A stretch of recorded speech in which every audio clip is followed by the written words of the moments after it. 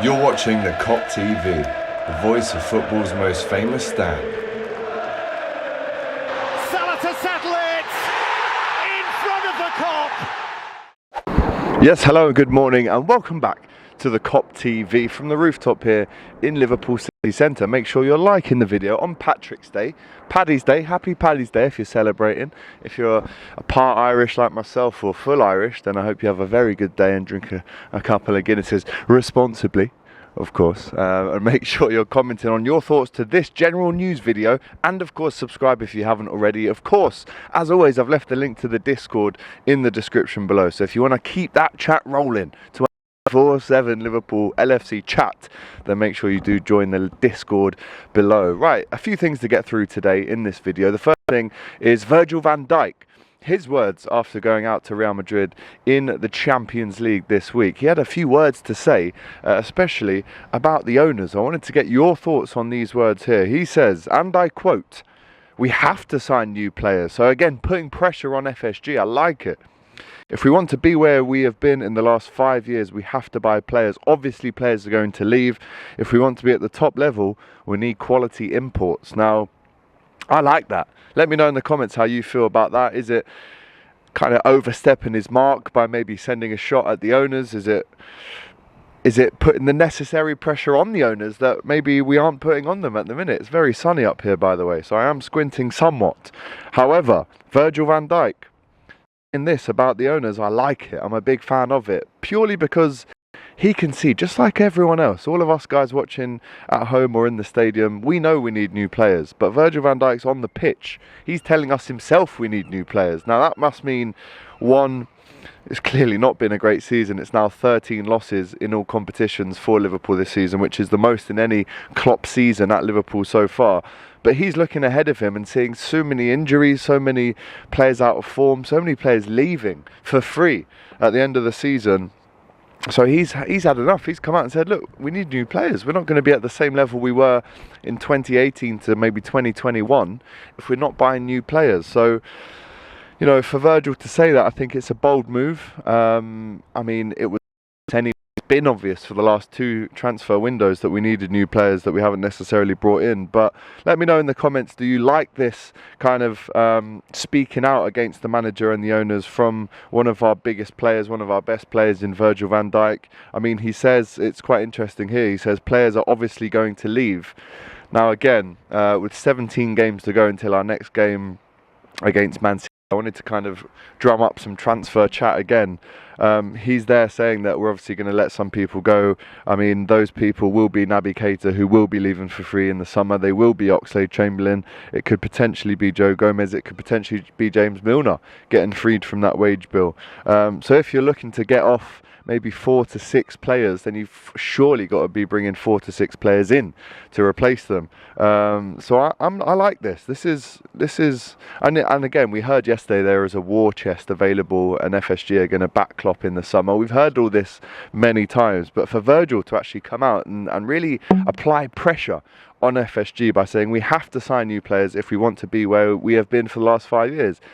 The other part of that quote is, well, if you don't want to be where we've been for the last 5 years, if you're happy for us to fight for fourth, then keep it as it is. But no, we're putting our foot down as players, as fans, and it's beautiful to see. I think this is not a mini revolt, but it's definitely a step in the right direction. It's us saying, look, we need new players. You're going to have to invest now. You have to, if you want us to be back to where we believe we belong, and hopefully FSG believe will belong right up there at the top as well, then of course we have to buy new players. It kind of makes the defeat to Real Madrid even harder to take, because if you did sell Naby Keita when you still had a year to go in the summer, if you did sell the Ox, you know, you could have got around 35 million, I'd say, for the pair of them, which again can go into the kitty in the summer. I mean, we've kind of given them both pity minutes. We both of them are very aware that they're going to be leaving in the summer, but it begs the question, why have we started them in games this season? Why have they continued to get minutes if we know we're selling them? And I say the word selling, we're not going to be, a sale presumes that there's money involved. There's not going to be any money involved, because we've let their contracts wind right down to the point where we can't get any money for them, and they will be going on a free. poor management from Liverpool in that way, and that's again why this frustration has led to Virgil van Dijk saying out there, listen owners, we need new players if we're going to be back where you want us to be. We've also learnt of a Jude Bellingham price tag, which seems to be around the £120 million mark. We're also hearing, again, according to Indy Kyler, if you believe Indy Kyler online, but it says Jude Bellingham will speak to Jurgen Klopp next week. Permission has been granted from Borussia Dortmund. Now, if that is true, I guess, you know, when a player is being courted by several teams, it's only right that he speaks to all of them. I think he's already spoken to Real Madrid. So I guess it's our turn in the queue to speak to Jude Bellingham. Can we do enough to persuade him and get that deal over the line? We're also hearing now that Manchester United are also going to throw their hat into the ring. Initial fee we're talking about for a new player in Mateus Nunes could be 15 million. Obviously that would go up if we're looking at players that we're going to be bringing in the summer, but Mateus Nunes is one of those. I mean, me personally, I'd prefer Ruben Neves if you're asking me. We're also hearing that Mason Mount wants the Liverpool move after he's not going to get a new deal in the summer, and we're also hearing that Trent is close to agreeing a new contract. So a couple of questions to take away from this. It is so sunny, by the way. I'm absolutely loving it. I can't complain. What is a fair price tag for Jude Bellingham? He's already kind of rubbished rumours in the past that he would go to Manchester United. I remember a video during lockdown, some kid come up to him and said, come to United, and he went, oh, you're messing, aren't you? Or something like that. But what do we think is a fair price tag, and what do we think is a price tag that Liverpool would be prepared to pay? Again, we've heard that there's a war chest available for Jude Bellingham. We're obviously going to sell a couple of players as well to maybe get that kitty even higher.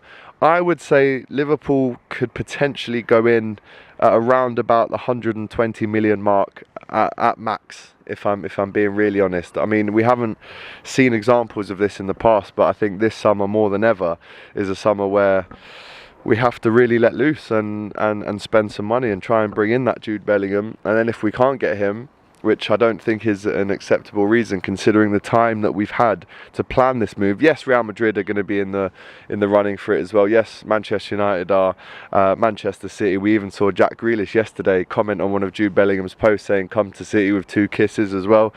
So Jude's got a lot to decide in the next couple of months. Now, if that price tag that we're believing this morning, that we're reading this morning is right, you are looking around about the £120 million mark, which Liverpool can't technically afford. We've also heard that FSG want to make sensible transfers this summer. For me, this is a sensible transfer. Get it. The sun is beaming, and I should have worn my sunglasses, but we carry on nonetheless. That's what we do here on the Kop TV. And then Mason Mount is another one. Do you want him in the door? I know Mario is a fan of him. Keo on the podcast the other day said yes as well. For me, not so much. I wouldn't have him, but that's just me. And again, also hearing that Trent is close to agreeing a new contract at Liverpool, which again is it's great news because you want to lock down your best players. But I think, is there now a conversation more than ever to say that Trent should not be playing at right back, and should we be going in for a big right back in the summer that allows Trent to maybe even move to midfield? Can you imagine, guys, a midfield of Trent and Jude? Only can imagine at this stage, but that would be incredible. I really do believe it would be.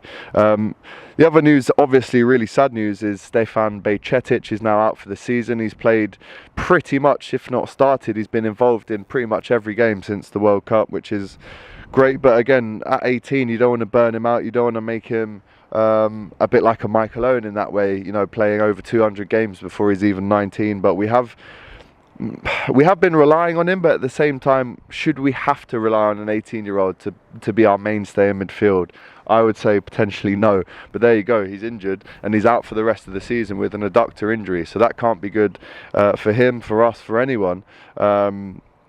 But, you know, again, does that mean that we go and buy another midfielder in the summer, maybe an extra one to combat that? Don't forget, Naby will be going, Keita will be going, potentially loan move for Curtis Jones in the summer. He's not really played at all this season for Liverpool. So many question marks, and again, I've said it so many times. This summer is massive. Every day that goes by in this summer where Liverpool aren't acting on either bringing in players or bringing out players is a wasted day.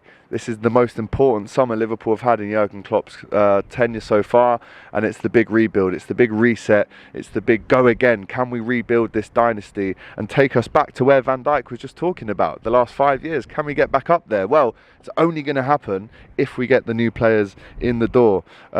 Just to round up for you again, we've spoken about Virgil van Dijk putting pressure on FSG, saying we need new players. Also, we spoke about Jude Bellingham. What is his fair price tag? We've heard that there's that war chest available, and I say war chest because we hear this every year, for Liverpool in the summer that we can use to buy Jude Bellingham. Consider the fact that we'll have maybe 30 to 40 million made in profits from selling players as well. That should raise it up a little bit. And of course, Stefan Bajcetic out for the rest of the season. Crucially, he's not going to be around to help us finish in that top 4 position. Don't forget, Thiago back for the City game, Luis Diaz back for the City game as well. So we're looking like we're going to have a few more lads coming back to help us in this fight for the top 4. Now, guys, as I mentioned, no game for just over 2 weeks for Liverpool. So let me know in the comments what videos you'd like to see.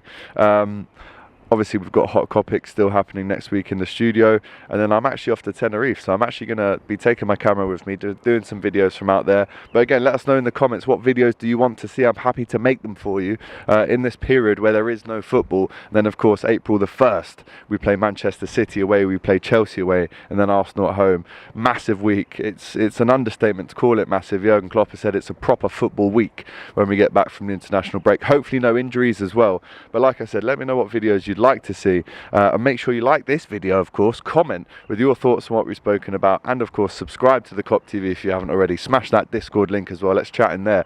But until next time, take care. Happy Paddy's Day as well. Bosh, look at that view. Thanks for watching this video, guys. I hope you enjoyed it. Please, guys, don't forget to like, comment and subscribe to the Kop TV, The voice of football's most famous stand.